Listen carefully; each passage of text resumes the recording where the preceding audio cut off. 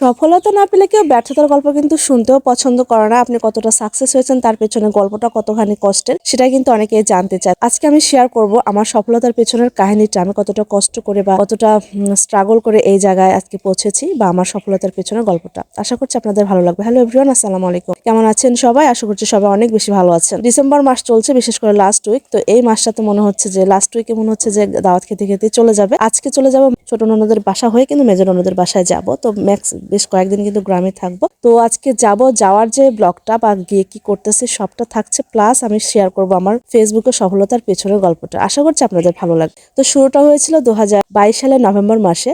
তার আগে কিন্তু আমি ইউটিউবে কাজ করতাম, এবং ইউটিউব চ্যানেলে মনিটাইজেশন পাবার পর আমি মনে হলো যে আমি পেজে কাজ করব। তখন আমি পেজটা খুলেছি। তখন কিন্তু পেজ সম্পর্কে ধারণাটা একটু কম ছিল, কারণ আমি যেহেতু ইউটিউবে আগে কাজ করেছি, আমার ধারণাটা ছিল যে ইউটিউবে যেরকম ভাবে ভিডিওটা দিব হয়তো পেজে সেভাবে দিতে হবে। তো দেন আমি কিছু ভুল ত্রুটি করে ফেলেছিলাম। সেটা হচ্ছে যে ইউটিউবে যে ভিডিওগুলো দিয়ে ফেলেছিলাম সেটা এখানে দিয়ে ফেলেছিলাম। যেহেতু ইউটিউব লাইব্রেরি থেকে আমি মিউজিক গুলো ইউজ করতাম, সেম মিউজিক কিন্তু আমি পেজে দিয়ে ফেলেছিলাম। বা প্রথম অবস্থা কাকে কি কমেন্ট করতে হয় সেটাও জানতাম না, বুঝতাম না।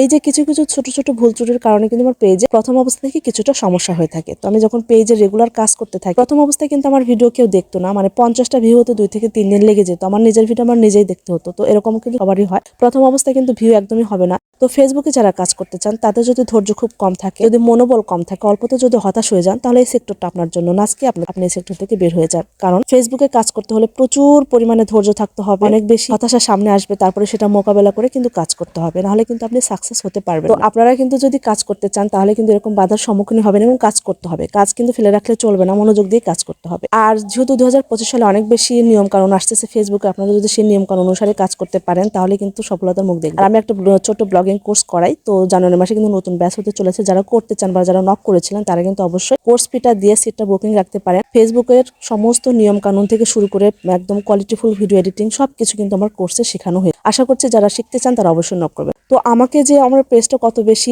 সমস্যা ফেলেছে আমি আপনাদেরকে কি বলবো, যদি বলি তাহলে বুঝতে পারবেন। তো দেন 6 মাসের মাথায় কিন্তু আমি মনিটাইজেশন পাই। মানে যে ক্রাইটেরিয়া ছিল, মানে 5,000 ফলোয়ার এবং 60,000 মিনিট ওয়াচ টাইম, তো সেটা কিন্তু ফিল আপ হয়ে যায়। তার বেশি ফিল আপ হয়ে যায়, কারণ আমার ভিডিও ভাইরাল হয়ে যায়। 133 কে একটা ভিডিও ভিউজ হয়, বড় ভিডিও। আর রিলস ভিডিও তো 1 মিলিয়ন প্লাস কয়েকটা হয়েছিল। তো যার কারণে দেখা যাচ্ছে আমার ক্রাইটেরিয়া ফিল আপ হয়ে যায়, দেন আমার মনিটাইজেশন সেটআপ চলে আসে। বাট আমি যখন সেটআপটা দিতে যাই তখন আমার সেটআপটা নেয় না, রিভিউতে রেখে দেয়, প্লাস রিজেক্ট করে দেয় প্রথম অবস্থা। তার 2-3 মাস পর আবারও সেটআপ আসে, আমি আবারও সেটআপ দিতে যাই, এই একই রকম প্রবলেমে পড়ে। তো আমি বুঝতে পারছিলাম না যে প্রবলেমটা কোথায়। পরে খুঁজে বের করে প্রবলেমটা কোথায়, এবং আমাদের এক্সপার্ট কিছু আপুদেরকেও দেখায় যে প্রবলেমটা কোথায়। তারা একটু খুঁজে বের করে যে আমার মিউজিকের সমস্যা আছে বা কিছু প্রবলেম আছে। তো সেগুলো আমি সলভ করে ফেলার পর থার্ড বার যখন সেটআপ আসে, সেটআপ আসার পর একদম আমার পেজ বা আমার আইডি অল ওকে আমার কাছে মনে হয়, তখন আমি সেটআপটা দিয়ে দিই। এবং সেটআপটা দেওয়ার পর কিন্তু আমাকে আবারও রিজেক্ট করে দেয়। পরপর 3 বার রিজেক্ট হওয়ার পর কিন্তু আমার মনটা অনেক বেশি খারাপ হয়ে যায়। ইতিমধ্যে কিন্তু আমার পেজের ফলোয়ার অলরেডি 20,000 প্লাস, মানে 25,000-এর কাছাকাছি চলে আসে। কিছুদিনের মধ্যে 30,000-ও হয়ে যায়। বাট আমি কিন্তু মনিটাইজেশন পাই না। এভাবে কিন্তু 1.5 বছর চলে যায়। যে মনিটাইজেশন 2023 জুন মাসে পাওয়ার কথা ছিল সেটা কিন্তু আমি পাই না। সেটা কিন্তু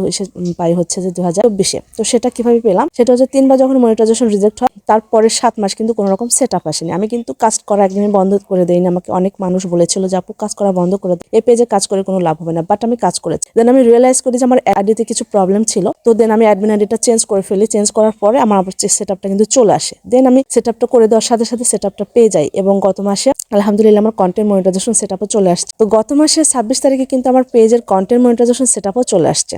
আপনারা অনেকেই জানেন, ইতিমধ্যে জেনে ফেলেছেন। তো দেখা যাচ্ছে যে আজকে কিন্তু আমি কিছুটা হলে সফলতার মুখ দেখেছি। আর এই সফলতার পেছনে কিন্তু অনেক কষ্ট লুকিয়েছিল, অনেক বাধা এসেছিল আমার। তারপরে কিন্তু আমি সেটা বাধা উপেক্ষা করে কিন্তু কাজ করে গিয়েছি, এবং আজকে এই অবস্থানে আসছি। আর মোস্ট ইম্পর্টেন্ট কথা সেটা হচ্ছে যে আপনার সোশ্যাল মিডিয়া যখন কাজ করবেন তখন কিন্তু পরিবারের সাপোর্ট অনেক বেশি দরকার, নাহলে কিন্তু আপনি সফলতার মুখ দেখতে পারবেন না। তো মাশাআল্লাহ আমার কিন্তু পরিবারের সাপোর্ট ছিল, আমার হাজবেন্ডের সাপোর্ট ছিল, প্লাস আমার ননদরা কিন্তু অনেক বেশি সাপোর্ট দিয়েছে। তার জন্য কিন্তু তাদের বাসা আজকে আসে, এবং পরবর্তীতে কিন্তু 50কে সেলিব্রেট ব্লগ করব।